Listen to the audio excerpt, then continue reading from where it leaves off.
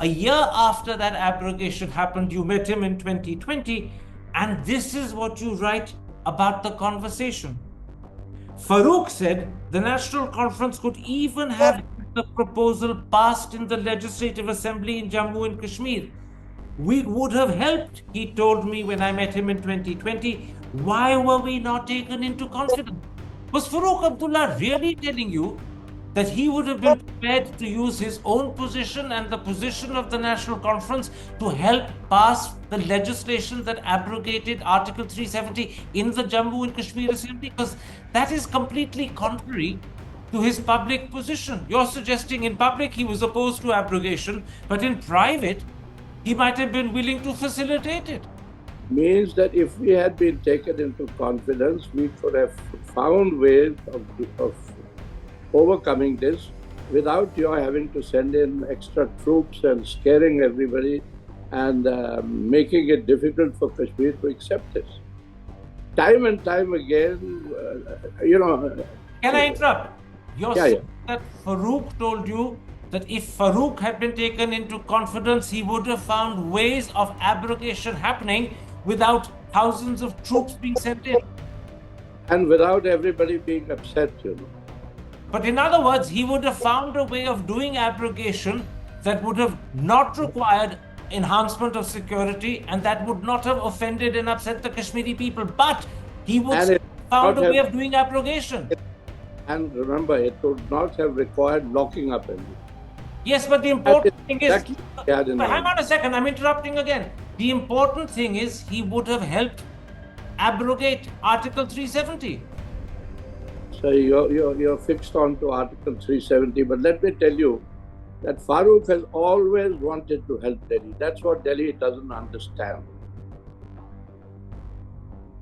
But you're saying he would even have helped Delhi abrogate 370. I'm quoting from your book. Not abrogate 370.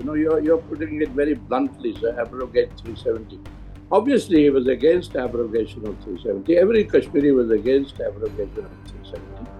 It's just that what he was saying at that point of time is that we could have helped in doing it more smoothly if it had to be done.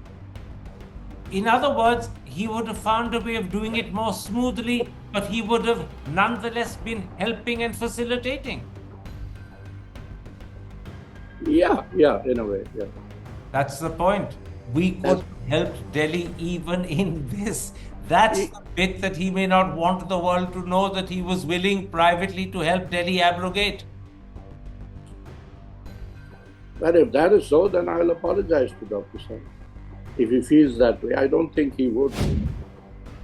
Tell me, at this point, I feel I must ask you, would Farooq Abdullah be happy for you to have publicly written about the differences between Farooq Abdullah and Payal, the differences between Farooq Abdullah and his son Omar, or the souring, as you call it, of the relationship between Farooq Abdullah and Omar? Would he be happy that you've written about this and made the world aware?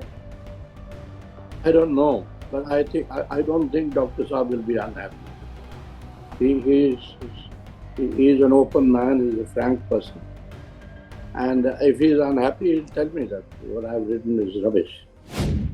Hi, I'm Karan Thapar. Over the last few years, I hope you've been watching my program, The Interview on the Wire. During that period, I've interviewed doctors, politicians, businessmen, scientists, authors, and even the occasional Nobel laureate. For me, it's been exciting. I hope it's been enjoyable for you. But these, as you know, are tough times, and if this program is going to remain bold, independent, and sometimes even defiant, then I think we need your support. At the end of the day, it's a truism, but editorial independence is best defended by the viewers. So if you would like this program to remain the way it is, forthright, outspoken, and interesting, then would you consider supporting us? All you have to do is to click on the description at the bottom. But more than anything else, I hope you will continue to watch the interview. Your viewership means an awful lot to me.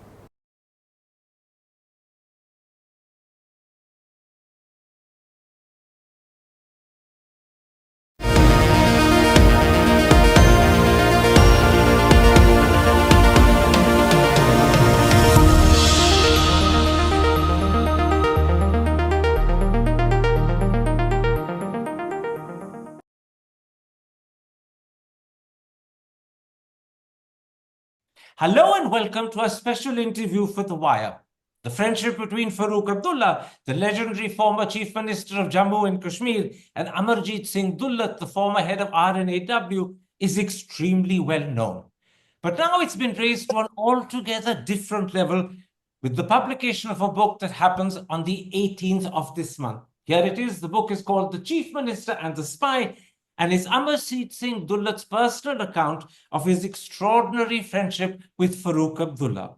The book is full of some of the most revealing insights about Dr. Abdullah, some of which are extremely personal, some of which are completely new, and some of which, in fact, could even be embarrassing. Joining me now to talk about the book is Amarjit Singh Dulat himself. Mr. Dulat, let's start with your description of the unique relationship Dr. Abdullah has with Kashmir. You write, I had come to realize that Dr. Sahib is not just a chief minister, he is Kashmir. That's high praise. He is Kashmir. But are you sure it's not an exaggeration? Not in my mind, no, not at all. You see, what has happened is that post-abrogation, a lot of empathy has grown for him. And the Kashmiri has begun to realize that he is the only leader, not only the tallest, but the only leader.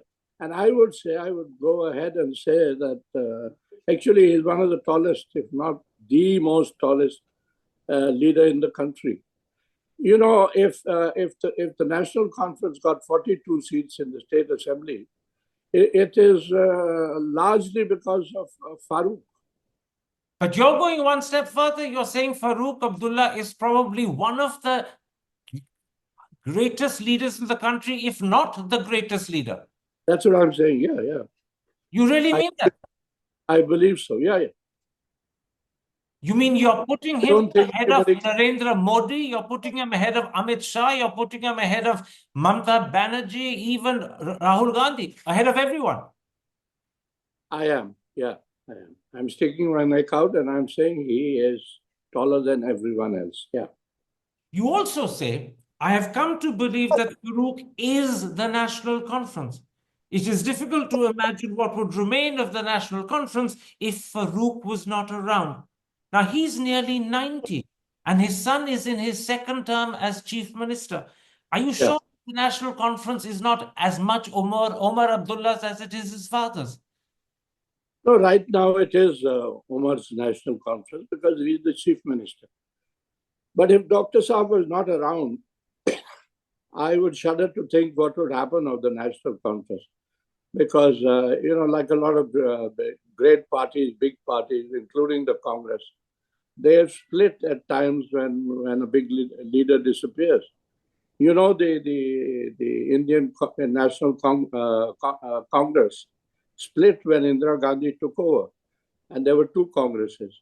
So you never know what will happen. Farooq is not an ordinary person. You know, he is huge in the Kashmiri thinking. So you're saying he's the cement and the glue that holds the National Conference together.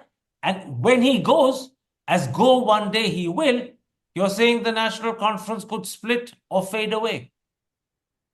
I said it could split. Yes, could split. It can happen. He is the conference. He is Kashmir in my mind. He is Kashmir. You also say that Farooq Abdullah wanted to be a bridge between Srinagar and Delhi. He was in politics to work with Delhi, not against it. That's not the impression most people have of Farooq Abdullah. Most people see him as a principled opponent, not just of Delhi, but in particular at the moment of the Modi government. But you're saying he wants to be a bridge, not work against Delhi. He's always wanted to be a bridge. You know, what you're quoting is one of Farooq's first quotes when he came into politics in 1981, I think, when his father anointed him his successor. And Farooq said, I would like to be a bridge between Srinagar and Delhi. And his thinking has always been that. You know, even you mentioned the present government, the BJP. There was a time, let me tell you, between 1920 and 23 or so, when he was waiting for the BJP to say things which were reasonable, which might be acceptable to Kashmir. But unfortunately, that didn't happen. Why it didn't happen, I don't have the answer. But I know that he was waiting at one stage. What changed it all, let me also add, is Rahul Gandhi's Padyatra. Let me put this to you. Not only do you say that Farooq Abdullah wants to be a bridge between Srinagar and Delhi, that he's always wanted to work with Delhi, never against Delhi, you also say Delhi has never really understood Farooq Abdullah or his ideals. There was something about Farooq Abdullah that was simply beyond the capital's comprehension. In other words, he wants to be a bridge, but the other party doesn't understand him. For the other party, he's a mystery and an enigma. That's a paradox, if not a problem for Farooq Abdullah. It is a problem for Dr. Farooq, but it's been a bigger problem for Delhi as I see it. I think Dr. Saab was a great asset for India, for Delhi, but Delhi never really understood him, has never used it properly. You know, a lot of things have been promised to him. He was let down in '84 when Mrs. Gandhi dismissed him. In 2002, he was promised vice presidentship. Then he was even promised after that, it was apparent it's not going to happen. He was promised a ministership. And I remember asking him, I said, well, congratulations, sir, you're becoming a minister. He said, a minister? I don't even have a house. At least get me a house somewhere. You know, there is a very intriguing passage in your book about Farooq Abdullah's attitude to the abrogation of Article 2019. A year after that abrogation happened, you met him in 2020, and this is what you write about the conversation. Farooq said the National Conference could even have the proposal passed in the Legislative Assembly in Jammu and Kashmir. We would have helped, he told me when I met him in 2020. Why were we not taken into confidence? Was Farooq Abdullah really telling you that he would have been prepared to use his own position and the position of the National Conference to help pass the legislation that abrogated Article 370 in the Jammu and Kashmir Assembly? Because that is completely contrary to his public position. You're suggesting in public he was opposed to abrogation, but in private, he might have been willing to facilitate it. Of course, he was opposed to abrogation. Everybody was opposed to abrogation. What he was trying to say, if you recall, Farooq, Umar, and the other member of parliament from Anantnag, the judge, I'm forgetting his name, Masoodi, I think, they had met the prime minister. Now, what happened during that conversation, I don't know. You know, whatever I know is what I've heard from both Dr. Farooq and from Umar, that we were not told this was going to happen. So the point is... But can I interrupt? Yeah. They were not told it was going to happen. That is well known. But you're suggesting something further. You're saying that if they had been taken into confidence, he would have helped. That's what he said to you. I see your point, sir. I see your point. We need to understand this in the context of what Dr. Farooq was going through at that time. He was heartbroken. He never thought that, you know, after having been with India, and I think it is Shami Baveja who says that his heart always has beats for India. So why did he have to be locked up? No, but that's another matter. Locking up is what was done to him personally. I'm coming back to the central point because you're quoting Farooq when you make that point. Farooq told you we would have helped. What do you mean? How would he have helped? Means that if we had been taken into confidence, we could have found ways of overcoming this without your having to send in extra troops and scaring everybody and making it difficult for Kashmir to accept this. Time and time again, you know... Can I interrupt? You're saying that Farooq told you that if Farooq had been taken into confidence, he would have found ways of abrogation happening without thousands of troops being sent in. And without everybody being upset, you know. But in other words, he would have found a way of doing abrogation that would have not required enhancement of security and that would not have offended and upset the Kashmiri people. But he would have found a way of doing abrogation. And remember, it would not have required locking up everybody. Yes, but the That important is thing is, exactly what he had in hang mind. on a second, I'm interrupting again. The important thing is he would have helped abrogate Article 370. So you're fixed on to Article 370. But let me tell you that Farooq has always wanted to help Delhi. That's what Delhi doesn't understand. But you're saying he would even have helped Delhi abrogate 370. I'm quoting from your book. Not abrogate 370. You're putting it very bluntly, sir. Abrogate 370. Obviously, he was against abrogation of 370. Every Kashmiri was against abrogation of 370. It's just that what he was saying at that point of time is that we could have helped in doing it more smoothly if it had to be done. In other words, he would have found a way of doing it more smoothly, but he would have nonetheless been helping and facilitating.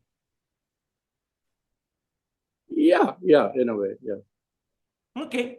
That is a radical change to the image he's presented in public. This is where I say your book is not just revealing, it might even be embarrassing for Dr. Abdullah because this is one side of his views that are not known. You've made them public for the first time.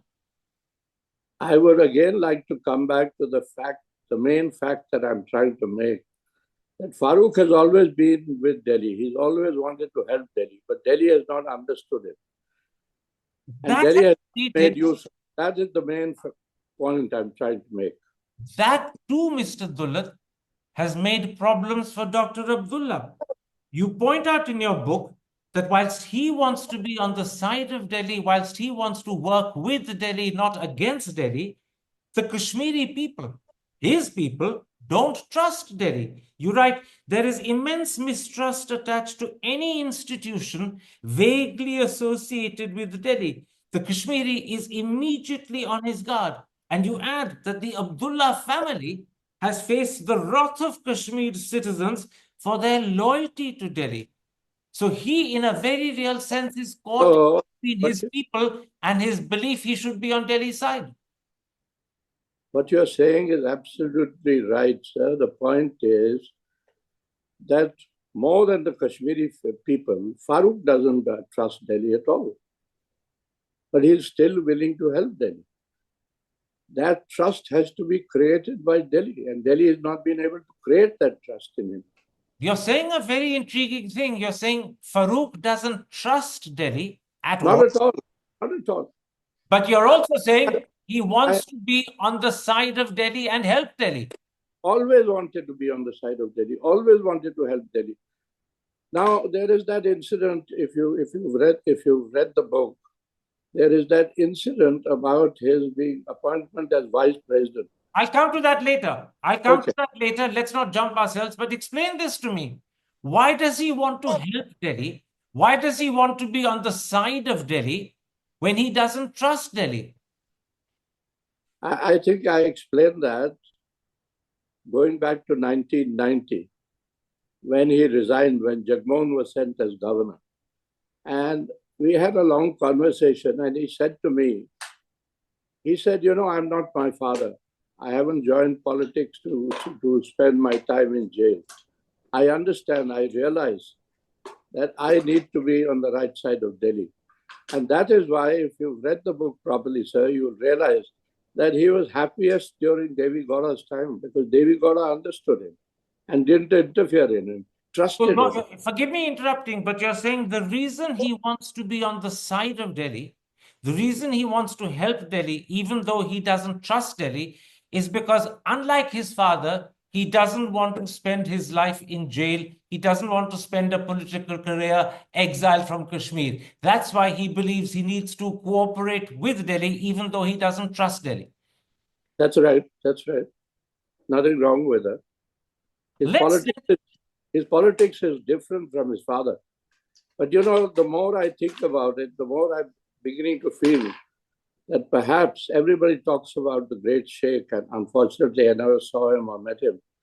But I'm beginning to feel more and more that Dr. Saab is a bigger leader than Sheikh Saab. Dr. Saab, meaning Farooq Abdullah, is a bigger leader than his father, Sheikh Abdullah. That's right. That's right. You said three very important things in the last 15 minutes. Farooq Abdullah, you're saying, is Kashmir. You're Of saying course, he, Farooq Abdullah is the National Conference. absolutely. Farooq Abdullah is perhaps the tallest leader in the country, taller than Modi, taller than Amit Shah, taller than Mamata Banerjee. And now you're saying he was even a greater leader than his father. That's right. That's right. That's right. You're completely bowled over by the man. Oh, yeah.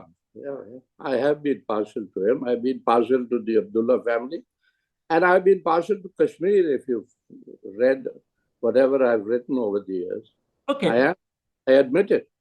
Against that background, let's come to the three great betrayals that Farooq Abdullah has faced, to use language, and I'll come to each of them one by one.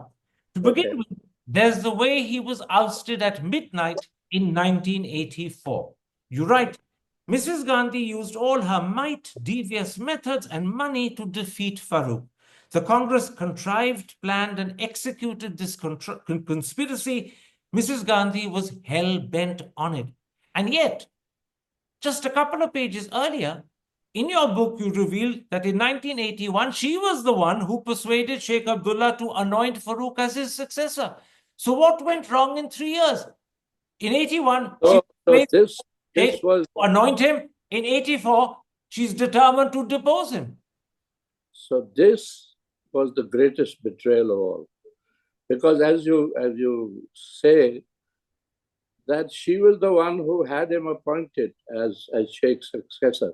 She told the Sheikh that, why are you wasting time? Do it. Umar is the right person. And Delhi was... Farooq, not Umar.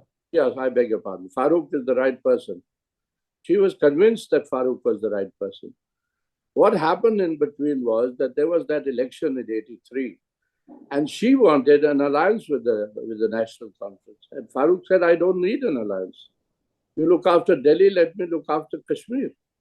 And this earlier used to be Sheikh's view as well.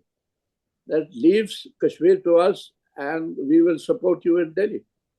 But obviously, Mrs. Gandhi got upset, got annoyed that, she was being turned down by Farooq. And he had refused an alliance, that he had become too big for his boots. So she thought it's time to fix him. If you remember, the governor, B.K. Nehru, refused to do it. And B.K. Nehru was Indira Gandhi's cousin. He said, no, it's wrong what you're doing. Let me point out what you write about the impact this had on Farooq Abdullah. You say, the entire incident left a scar on Farooq's psyche that has never fully healed. I don't think he has, you say, I don't think he has ever recovered from that, nor do I think he ever will. Does it still hurt him today? I'm sure it hurts him today. Because, there is another connected issue, connected matter, which I have written in the book, that he has always been pro-Congress. And he explains it. He says that my father said to me that the Congress DNA is secular and we must stay with the Congress. And that is what Farooq has tried to do. But again, the Congress has not understood him. Even today, the Congress doesn't understand him. He is extremely fond of Rahul Gandhi, but I don't think even Rahul understands it. But explain this to me. If this incident left a scar that's never fully healed, if you don't think it will ever heal, in fact, why then 3 years later in 1987 did Farooq ally with Congress to fight the 1987 elections? Was it because Rajiv restored faith in the Gandhi family and the Congress party? Or was it what we call the compulsion of politics? What made him do this 3 years later? Both. I've said this in the book, that if there is one Congress leader he was comfortable with and he got along well with, it was Rajiv Gandhi. I think they understood each other a little bit. But even Rajiv understood Farooq's importance too late, and I think he regretted it. But come back to this. In 87, it was, you believe, faith in Rajiv Gandhi as well as the compulsion of politics that made him ally with Congress. Absolutely, both. both. Why then were the elections rigged? And I know that Farooq Abdullah has made clear that he doesn't accept they were rigged. In your book, you write that he shouted at Harinder Baweja when she asked him about the rigging. But the truth is, everyone in Kashmir believes they were rigged. Everyone outside Kashmir believes they were rigged. Is Farooq unable to accept? Is he in denial? Well, let me clarify one thing. A lot of people still think that I was in Kashmir at that time. I was not. This happened about a year before I went to Kashmir. And everybody that I've spoken to, including the DG of police at that time, Francis Colasso, who lives in Bangalore, I had a long chat with him. And he said the whole matter is exaggerated. But he's bound to say that. Hang on a second. He's bound to say that. His job requires he denies it. Probably he was involved in the rigging, which is why he won't admit it. So let's leave him out. I don't think his testimony actually proves anything. He has an interest behind what he says. Let's come back to the story. All right. Farooq Abdullah lost his temper with Harinder Baweja, you write, when she asked him about the rigging. Everyone believes it was rigged. Is Farooq in denial? Let me put it to you the way I understood it, or I have understood it then and over the years, that if there was rigging, the whole matter of rigging was usually exaggerated. And Farooq's answer to that always was that if there was rigging, then what about rigging elsewhere? And I'm not responsible for that rigging. If there was rigging, then Delhi was responsible. That's the way he has always put it. So, yeah, in a sense, he's been in denial, but what he's clarifying is he didn't require rigging. This is the paradox. He would have won without rigging, and yet rigging happened. And not only did it happen, but the Muslim United Front, Muhammad Yusuf, actually left the country as a result. Quite right, quite right. The reality of whatever I understood after I reached Kashmir was that, yeah, possibly the Muslim United Front may have won 7 or 8 seats. So what was the need to rig the election? That particular election about, Amira Qadar, where Salahuddin, as he came to be known, everybody generally believed that, yeah, he was winning that election, or he had won that election. Tell me this. Did the rigging of 1987, and practically every Kashmiri believes that election was rigged, did it damage Farooq's standing in the eyes of the Kashmiri people? I'll tell you something. More than that, the rigging, I don't know what impact the rigging had. I still believe it's exaggerated.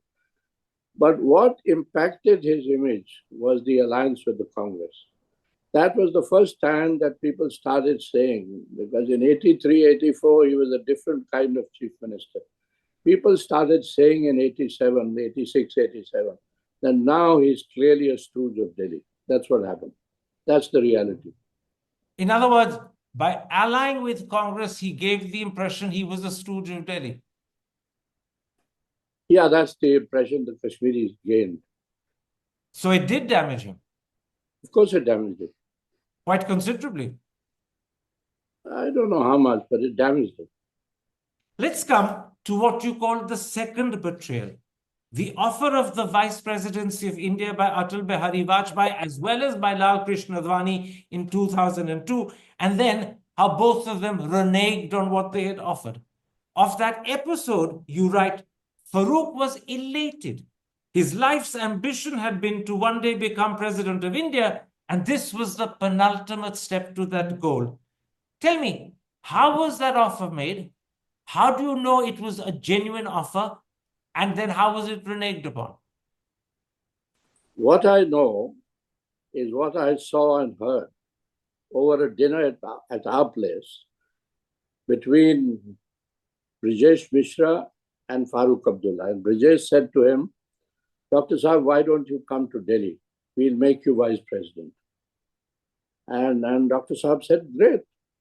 Now, what the Home Minister or the Deputy Prime Minister at that time, Advaniji, said to him, or what the Prime Minister said to him, I don't know. But according to Farooq himself, they did promise him vice presidentship. And when he called me up in May of that year before the elections, he said to me, he said, "What's going on in Delhi?" I said, "Sir, what's going on? I mean, you know what's going on." He said, "Will they make me vice president?" I said, "Of course they will. Everybody's told you, haven't they?" He said, "I don't trust any of them." So he was right. And I was a party. I'm interrupting, but you confirmed that Farooq told you that both Advani and Vajpayee had made the offer to him. Absolutely. And Brajesh made it in my presence. So I'm a witness, I'm a party to this wretched thing. It emerges that actually the offer of making Farooq Abdullah vice president was part of a package which included making his son Omar Abdullah chief minister of Jammu and Kashmir. So the idea was to move Farooq out of the chief ministership, make that available to the son, and tempt Farooq by bringing him to Delhi as vice president. And you're right, Delhi intended to make Omar chief minister, but it would never make him, i.e., Farooq, vice president of India. So they were playing with him, they were tempting him. You hit the nail on the head, absolutely. And I was a party to it. I was a party to try and persuade him to come to Delhi and become vice president, because I believe that Delhi was genuine. But he understood it better than me that this was only a game, it was a fraud. You're right, Farooq was elated, and you add his life's ambition had been to one day become president of India. Did he tell you he wanted to be president of India? No, he didn't tell me. It's just my impression, yeah. How do you know it was his life's ambition? Well, if you're prepared to come to Delhi as vice president, then obviously you're looking at the step ahead that you'll go to Rashtrapati Bhavan. It's logical.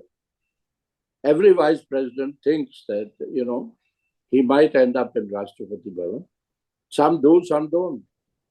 How deeply was he upset when he discovered that they had been playing with him, that they had been tempting him, that their real intention was to create a vacancy at the chief ministership level for his son? They weren't really intending to make him vice president at all. How upset was he? Now, these are two separate matters, but yeah, he was very upset. He was upset, and he understood it, and he felt that, Delhi is always playing games with him. So he was genuinely upset. And so much so that if you recall, and I have written it in the book, he had agreed, Brajesh made a request to him in that same dinner that, all right, we will have elections, but we want them to be absolutely free and fair. So please step down and let elections be held under governor's rule. And Farooq said, fine, okay. But when he realized that Delhi was only playing tricks with him, and he was never going to be vice president, and he was reminded that, it's time now for governor's rule. He said to me, what governor's rule? What governor's rule? This was Why do you another instance where Delhi was playing games with him.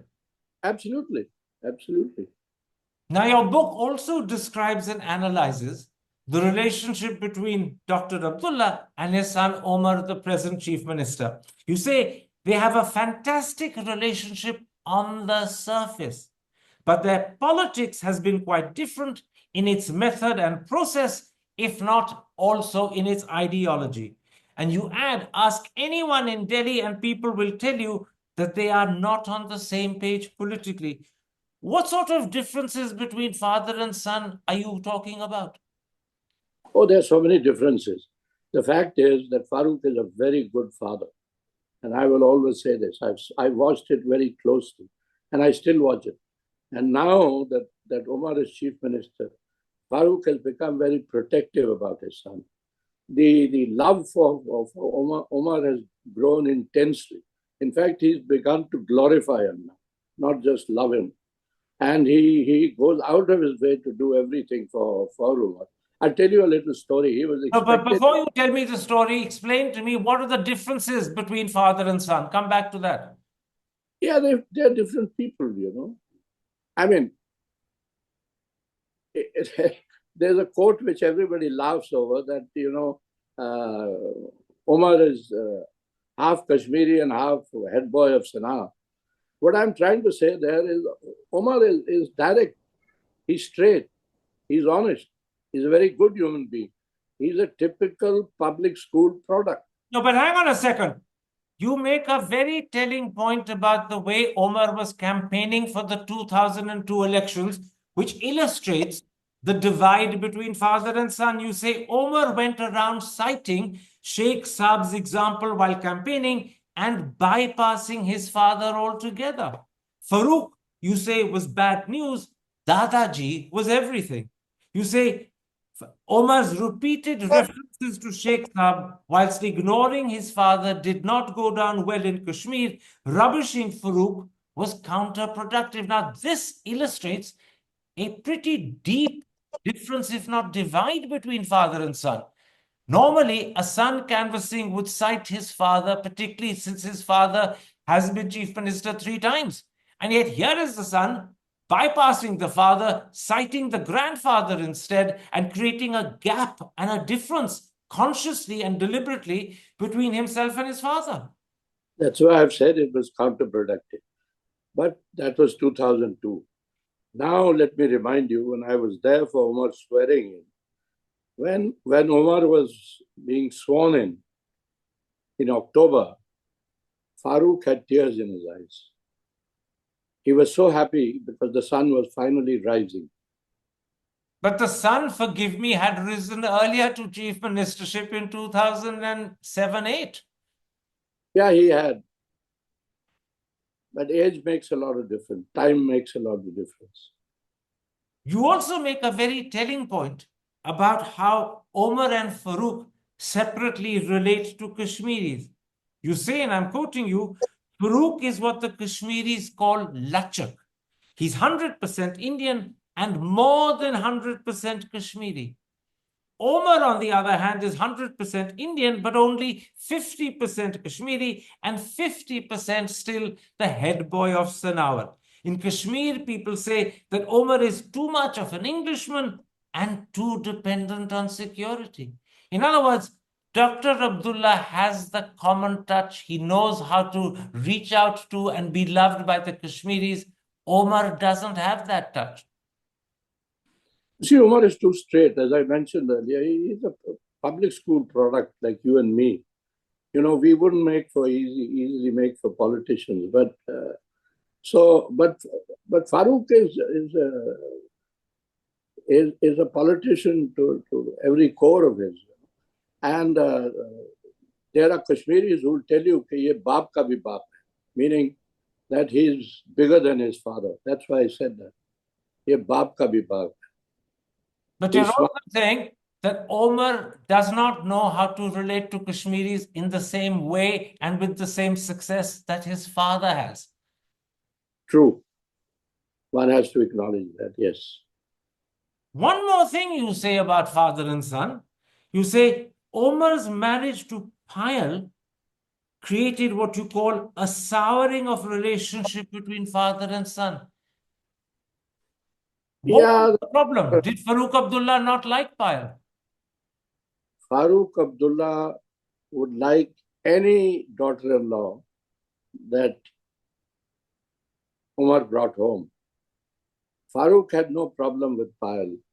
Payal had a problem with the family. And it's very sad because she could not have found better in-laws. Extremely sad. But hang on a second, you call it a souring of relationship between father and son. Why did it affect the relationship between Omar and his father? Because Dr. Saab felt that Omar didn't realize what was happening around him. And his wife was misleading him. Tell me, at this point, I feel I must ask you, would Farooq Abdullah be happy for you to have publicly written about the differences between Farooq Abdullah and Payal, the differences between Farooq Abdullah and his son Omar, or the souring, as you call it, of the relationship between Farooq Abdullah and Omar? Would he be happy that you've written about this and made the world aware? I don't know, but I don't think Dr. Saab will be unhappy. He's an open man. He's a frank person. And if he's unhappy, he'll tell me that what I've written is rubbish. If he What tells me about that, the earlier passage I quoted from your book about how Farooq Abdullah would have been willing to help facilitate and smoothen abrogation of Article 370? That surely will embarrass him, if not irritate and annoy him. you see, again, this is what has come in the Hindustan Times today, and it's very unfortunate. But it's in your book. Yeah, you can pluck out two words from anywhere. No, it's not two words, it's a whole paragraph. I quoted it at length. It's out of context. You see, let's face it, that at that point of time, Dr. Saab was heartbroken at what had happened to him. So he was explaining it in that context. He never believed, he never thought, he never imagined that he could be locked up. No, but you've revealed, forgive me, I'm interrupting. You've revealed a private conversation with Dr. Abdullah that happened in 2020, shortly after he was released from house arrest and you were able to meet him.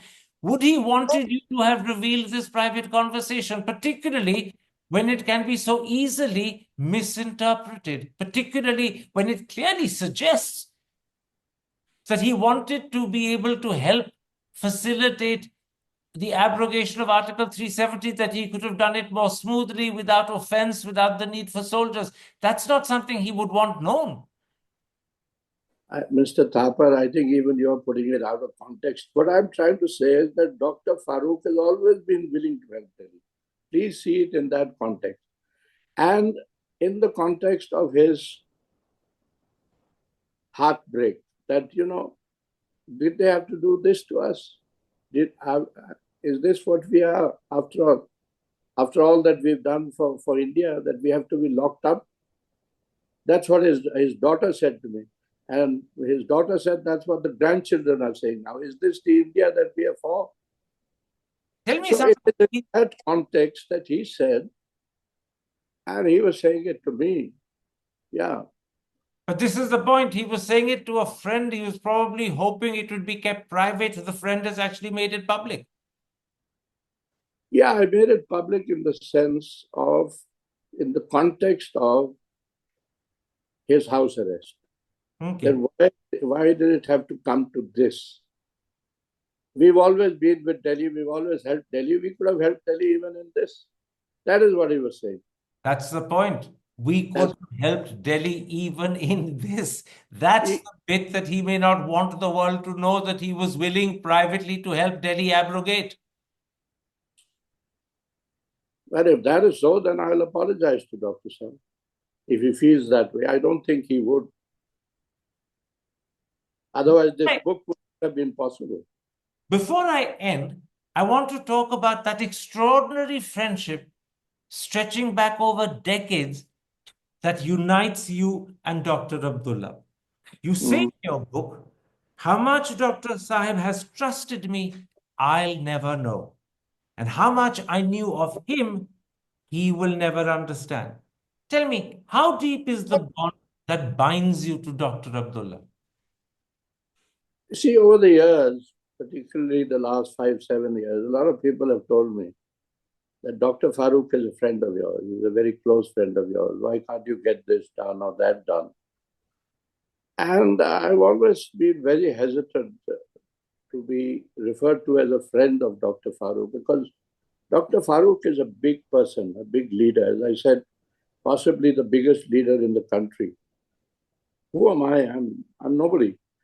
So, but now over time, and while writing this book, I felt that perhaps there is a bond which has developed between us.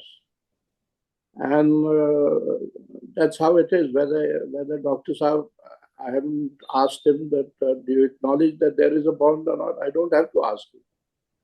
For time and time and time again, he has demonstrated that. Those are also private matters, and I haven't written about them. Tell me, what do you think your friendship means to him? I don't know. I don't know. But what I will say is that Dr. Saab has been extremely good with his friends, as he's been with the family. You know, the family sort of broke up because of 84 and because of, GM Shah parting company and whatever it is, and Khalida is still not happy. But that's a family affair. But Dr. Saab has been very good to the family. In fact, last summer, when I go to Srinagar, I make it a point to meet the sisters also, and I met Khalida. And she said to me, today she's much angrier, but last summer she said to me that Farooq is the most lovable person in our family. Okay. These are her exact words. Many people will read your book, many people will admire your book, but the one lingering impression that I imagine all of them would have is that from page 1 to the last page, it's a paean of praise. So let me ask you the exact opposite. What is your criticism of Dr. Abdullah? That's something that's missing from the book altogether. What criticism would you make of him? So I wouldn't make any criticism of him. If he failed or if he made a mistake, now that I think about it politically, it was in 83, 84, when he was new to the game and he got taken or got carried away. And he told me this. He says, you know, I had dropped some of the ministers who were with my father. That was a mistake. Some of the senior ministers. I thought I'll do it my way. And also, he didn't know that these defections were brewing, and his own brother-in-law was conspiring against him. And of course, that Mrs. Gandhi was conspiring or wanting to dismiss him. He didn't know that because he was naive at that time, I think. You're saying to me that inexperience or naivete in 83, 84 is the biggest mistake he's made? The only mistake I could think of. Not the biggest, the only mistake I could think of. And he admits it himself that, yes, I was naive. I made a mistake. I should not have got rid of those senior people, and I should not have done this and that and whatever. My last question. You described the chief minister of 83, 84 when he first became chief minister as a disco CM. You recount how he used to go with Shabana Azmi riding pillion on his mobike through the streets of Srinagar. Did you ever think that that disco CM would end up as the legendary Farooq Abdullah, as the man that you consider the tallest political leader in the country? 83, 84, I was not around. And I have never referred to him as a disco chief minister. This is what one heard when I joined there. But did you ever think he'd become the legendary chief minister that you believe he is today? Well, I thought he was a legend when I met him in 87, that he had the making of a legend. You know that the story about Shabana Azmi has been exaggerated again.